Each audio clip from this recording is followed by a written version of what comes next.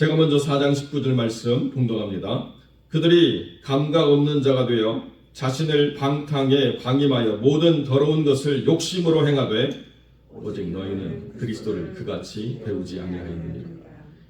진리가 예수 안에 있는 것 같이 너희가 참으로 그에게서 듣고 또한 그 안에서 가르침을 받았을진데 너희는 유혹의 욕심을 따라 썩어져가는 구습을 따라 옛사람을 벗어버리고 오직 너희의 심령이 새롭게 되어 하나님을 따라 의와 진리의 거룩함으로 지으심을 받은 새 사람을 입으라. 그런즉 거짓을 버리고 각각 그 이웃과 더불어 참된 것을 말하라. 이는 우리가 서로 지체가 됨이라.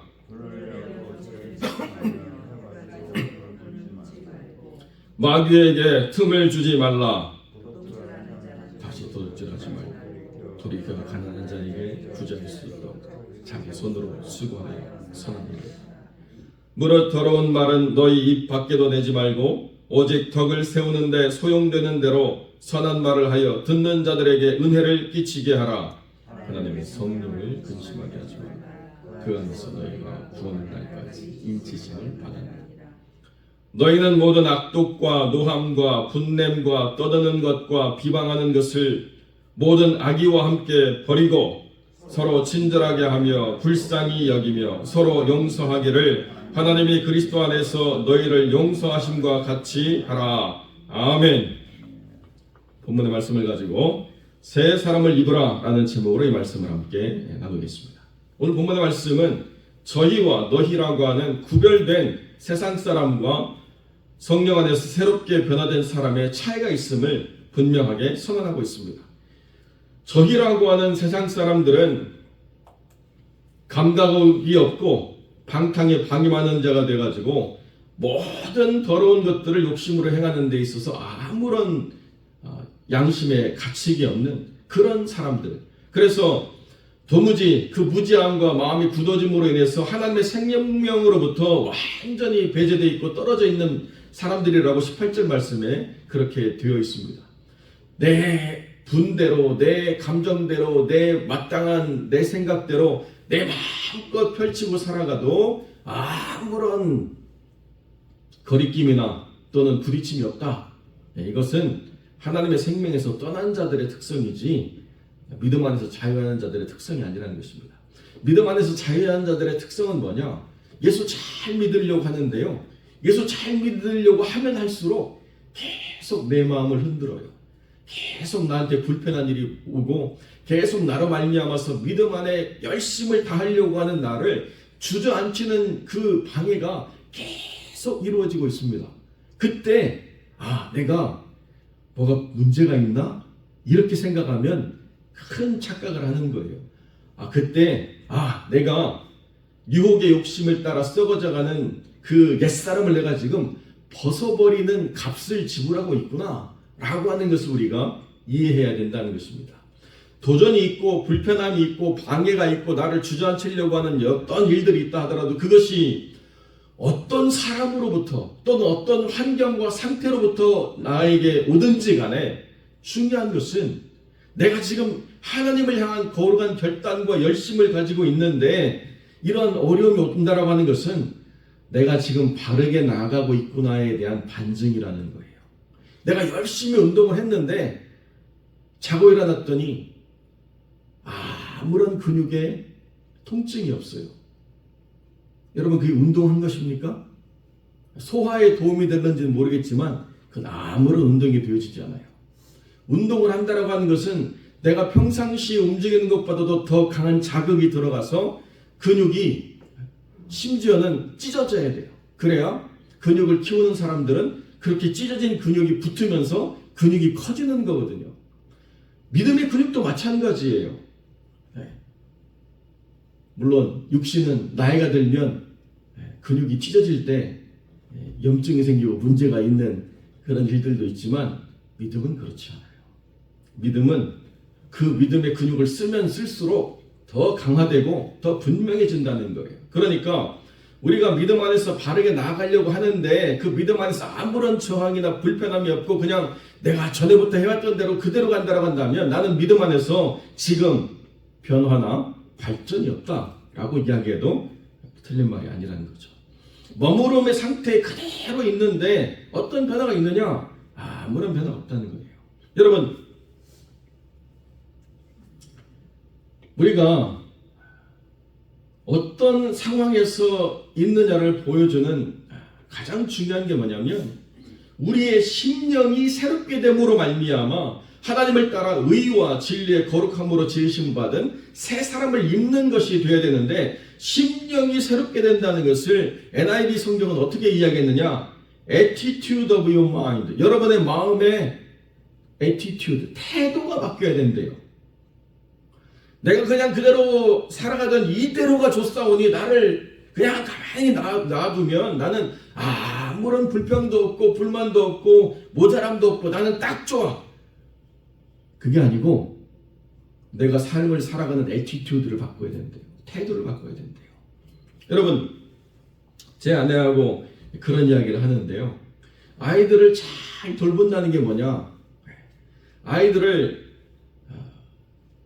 그냥 인격으로 대하면서 그 아이들과 많은 대화를 하는 건 중요하지만 어떤 순간에는 아이들에게 결정권을 줘서는 안 된다는 거예요. 왜 그러냐? 아이들은 아직 미성숙하기 때문에 그 아이들이 원하는 대로 해준다라고 해서 그것이 100% 그 아이들을 존중하는 것이 아니기 때문에, 야, 오늘은 할머니 집에 가야 된다? 가고 싶니? 안 가고 싶죠? 집에서 게임기 하고 놀고 싶고 친구 만나고 싶고 자기가 원하는 거 하고 싶죠? 그런데 아이들한테 결정권을 줘가지고 오늘은 그래 네가 원하는 대로 할머니 안 만나. 언제 할머니를 만나서 얼굴을 뵙고 가족이라는 것을 확인하는 시간이 있겠어요? 아이는 놀고 싶은데. 아이의 심령을 존중한다라고 하는 것이 아이에게 결정권을 주는 것과는 항상 일치하지 않는 것과 마찬가지로 내가 하나님 안에서 옛사람에게 결정권을 주고 살아가느냐 아니면 새 사람에게 결정권을 주고 살아가느냐의 애티튜드가 바뀌지 않으면 아무런 변화가 없는 것입니다. 내가 지금 처하고 있는 영적 상태가 무언가 분별하지 못한 채 살아가는 신명들이 있다는 것입니다. 여러분, 우크라이나가 아직도 전쟁이 그치지가 않고 있는데요. 이번에 안젤리나 졸리라고 하는 유명한 배우가 거기 가가지고 통역사를 구해서 그 나라를 돕고자 했는데 그 통역사가 안젤리나 졸리 따라서 돈 벌려다가 군대로 끌려간 거 아시죠? 강제 징집 대상인데 도망다니다가 안젤리나 졸리가 통역사 필요하다고 그래가지고 영어하고 우크라이나 다 잘하는 사람이라고 뽑혀서 그 안젤리나 졸리라고 하는 배우 따라다니다가 그대로 그 곁에서 끌려가가지고 전쟁에 투입되는 그런 상태로 가버렸지 않습니까? 나라가 지금 전쟁의 상황인데 지금 통역하고 돌아다니겠느냐라고 지금 바라본다는 거예요. 그게 지금 그 나라의 영적 상태거든요. 여러분, 이 교회의 영적 상태를 분별하고 우리가 살려가면 어떻게 해야 되느냐? 제가 함부로 말씀드릴 수 없지만 여러분, 새로운 목사가 와서 만드는 변화는요 지극히 일시적이고 제한적이에요. 만약에 그것이 교회가 추구하는 방향이라고 한다면 제가 전에 말씀드렸던 교회처럼 자꾸 목사가 바뀌고 새로워져야 교회가 새로워지는 일들이 있겠죠. 그 권사님의 말씀이 아직도 생생해요. 우리 교회는 말씀을 진정으로 사랑하는 사람들만 모였기 때문에 5년 지나면 목사님을 바꿉니다. 5년 정도 들으면 아무리 들어도 새로운 말씀이 없다는 거예요. 여러분, 그게 말씀을 사모하는 사람들의 태도입니까? 말씀을 사모하면요 삶이 바뀌어야죠. 말씀을 사모하면 그 말씀이 자기를 변화시켜서 그 영적 상황에 걸맞는 영적인 태도를 만들어가는 사람이 되어야죠. 그래야 하나님 안에서 우리가 누구를 믿고 어디에 삶의 목적을 두고 살아가는가가 분명한 사람이 된다는 것입니다. 24절 이후에 사람들의 모든 변화라고 하는 것은 노력을 통해서 만들어지는 어떤 갱생의 이야기가 되는 것이 아니고 새로운 사람이 되었기 때문에 자연적으로 드러나는 삶의 열매라고 이야기한다는 것입니다. 거기에 우리보다도 못한 상태의 사람들이 있습니다. 이웃과 더불어 참된 것을 말하지 않는 사람들, 도둑질하는 사람들, 성령을 근심케 하는 사람들, 분을 내어서 죄를 짓는 사람들, 에베소 교회 사람들이라는 거예요. 여러분들은 에베소 교회 사람들보다 더 인격적으로 도덕적으로 탁월한 분들이겠지만 성령 안에서 심령이 변화되어 새 사람을 입느냐라고 하는 것만 하나님은 판단하시겠다는 것입니다. 나는 도둑질 해본 일이 없습니다. 나는 다른 사람을 속여가지고 다른 사람을 통해서 무언가 이득을 얻고 착취하는 그런 일들을 벌이는 그런 데서 해본 일이 없습니다. 나는 분을 내도 그냥 혼자 사귀지 죄를 짓는 사람이 아닙니다. 예, 여러분들은 인격적으로 탁월한 사람들입니다. 그러나 성령 안에서 태도가 바뀌어서 새 사람이 됐다라고는 말할 수 있을까요? 라고 하는 것을 성령이 지금 우리에게 질문하고 있다는 것입니다. 그러니까 변화라고 하는 것은 어디로부터 말미암느냐? 예, 새로운 환경, 새로운 변화를 주는 어떤 것들이 유입되는 상태가 주는 게 아니고 내가 새롭게 될 때 새로운 역사를 이뤄갈 수 있다라고 성경이 말씀하고 있다는 것입니다. 그러니까 내가 살아온 삶의 방식이 바뀌고 삶을 살아가는 자세가 바뀌고 삶을 살아내려고 하는 의지의 변화가 있을 때 그때 하나님 안에서 내가 옛사람을 이겨내고 있구나라고 우리가 생각해야 된다는 것입니다.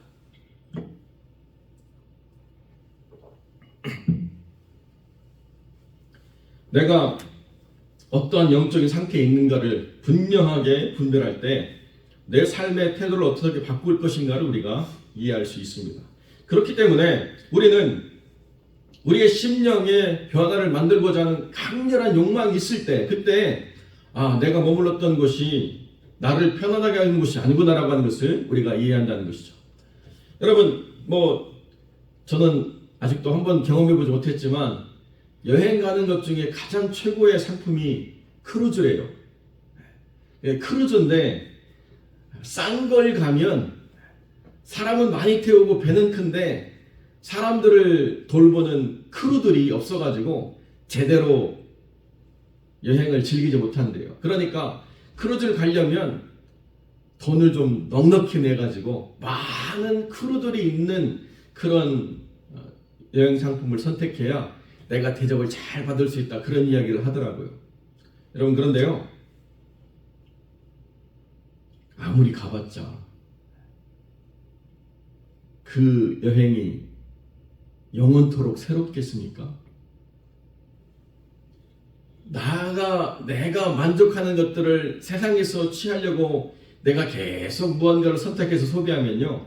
이내 곧 기대 가치는 떨어지게 돼 있고 만족은 없는 것입니다. 그러니까 하면 할수록 불평이 나고 하면 할수록 불만족이 생기는 거죠. 그런데 하나님의 방식은 뭐냐? 내가 변함으로 말미암아서 하나님의 은혜를 내가 날마다 새롭게 느끼고 감사와 감격으로 살아가는 삶이 풍성해지도록 하나님이 이끄시는 것, 이것이 하나님이 주시는 놀라운 은총이라는 것입니다. 그렇기 때문에 불편하고 어렵고 힘들고 괴로워도 그 삶의 자리를 지켜나가면서 하나님을 섬기려고 하는 사람들의 선택이 찬란하게 빛나는 자리가 있다는 거예요.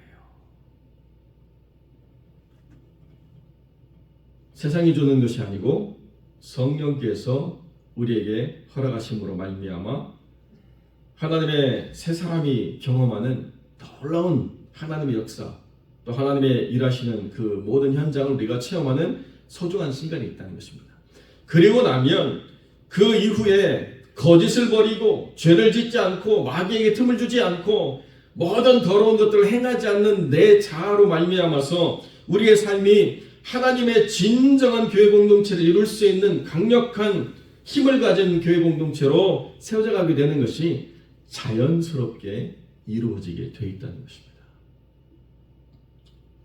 좋은 교회를 만들려고 내가 열심을 내는 것, 그것도 물론 아름다운 것이지만 내가 하나님 안에서 영적인 태도가 바뀌고 변화를 꿈꾸면서 하나님이 원하시는 거룩한 삶의 새로움들을 만들어내려고 하면 그때 자연스럽게 이루어지는 삶의 결과로 여러 가지들을 25절부터 32절까지 사도 바울이 이야기하고 있다는 것입니다. 교회 안에 많은 영혼들이 있습니다. 그런데요, 그 많은 영혼들이 정말로 옛사람을 벗어버리기를 갈망하는 사람들이냐 아니면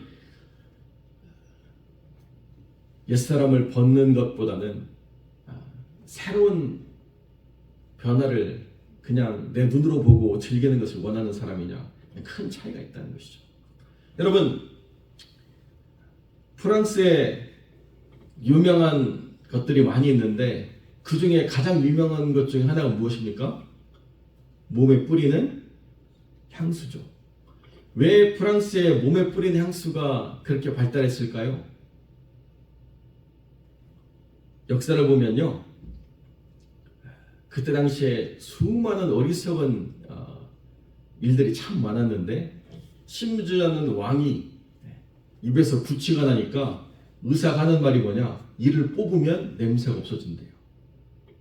그래서 심지어 어떤 왕은요, 이를 다 뽑는 그런 수술을 받기도 했고 여러 가지 일들이 있습니다. 왜 베르사유의 장미가 풍성하냐? 궁정 안에 화장실이 없어가지고 다 볼일 벼면 그 밖으로 다 집어 던져서 그게 다 비료가 돼가지고 베르사유 궁전의 장미가 아주 풍성하대요. 결론을 놓고 보면 좀 황당한 거 아니겠습니까? 그런데요, 향수도 마찬가지예요. 목욕을 하면 영혼이 빠져나간다고 믿었어요. 그러니까 1년 365일 몸을 씻질 않는 거예요. 그러면 어떻게 합니까? 냄새는 감당이 안 되잖아요. 그래서 그 냄새를 없애기 위한 방편으로 향수라는 게 그렇게 발달한 겁니다. 아무리 향수를 뿌려도 안 되는 게 있더라고요. 그 몸에서 나는 냄새하고 향기가 합쳐지니까요, 와, 이건 뭐 장난이 아니던데요. 몸이 정결하게 새롭게 되어야 향수도 의미가 있는 것 아니겠습니까? 아무리 내 스스로의 몸에 무언가를 더 덧입는다고 하더라도 옛사람을 벗어버리지 않은 채 계속 무언가를 덧입으려고 하면 결국에는 한계가 오게 되어 있는 거죠. 그러니까 우리에게 있어서 나는 절대로 마귀에게 틈을 주지 않겠다라고는 내 노력, 내 생각, 내 의지, 내 삶의 태도가 새 사람으로부터 말미암지 않으면 우리는 반드시 마귀에게 틈을 주게 되어 있습니다. 우리는 반드시 그 마귀에게 주는 틈으로 인해서 우리가 생각했던 것과는 원치 않는 삶의 자리 또는 결과를 우리가 갖게 될 때가 있다는 거죠. 궁극적으로 하나님 안에서 우리가 원하는 가장 중요한 가치는, 그렇기 때문에 우리가 하나님을 향한 거룩한 삶의 태도를 바꾸고 나로부터 변화가 말미암아져야 된다라고 하는 간절한 바람과 기대가 우리 스스로 안에서 충만할 때, 그때 하나님께서 우리를 도우심으로 하나님 안에서 우리가 변화라고 하는 것을 경험할 수 있다는 것입니다. 여기 지금 바울이 자기는 감옥에 갇혀 있는데 에베소 교인들에게 변화되라고 말하고 있잖아요. 에베소 교인들이 변명할 수 있지 않습니까? 아니, 바울이 와야지 변화가 되죠. 자기는 교회를 떠나 있는데 우리 보고 바뀌라고 한다고? 이게 말이 됩니까? 이렇게 말할 수 있잖아요. 변화는요, 바울이 하다 안 돼요. 여러분, 계시록에 가장 먼저 등장하는 교회가 7교회 중에 어디 교회입니까? 에베소 교회죠. 에베소 교회가 믿음은 지켰는데 무엇 때문에 책망받았습니까? 사랑을 잃어버렸기 때문에 책망받아요. 바울이 그렇게 사랑하고 바울이 그렇게 아끼는데도요, 32절 말씀에 뭐라고 이야기하느냐, 서로 친절하게 하며 불쌍히 여기며 서로 용서하기를 하나님이 그리스도 안에서 너희를 용서하신 것 같이 하라 라고 하는 말씀이 되어지지 않는다는 거예요. 아무리 건강한 교회도 모자람이 있고 부족함이 있습니다. 완벽한 교회는 존재하지 않아요. 계시록에 있는 7교회는요, 어느 교회 하나도 완벽한 교회가 없습니다. 다 약점이 있고 문제가 있고 모자람이 있고, 심지어는 살았는지 죽었는지조차 모를 정도로 영적인 뇌사 상태에 빠진 교회도 존재할 수 있다는 거예요. 그렇기 때문에 여러분, 변화는 누구로부터 말미암아야 된다고요? 네, 나 자신으로부터 말미암는 것. 이거 이외에는 답이 없습니다.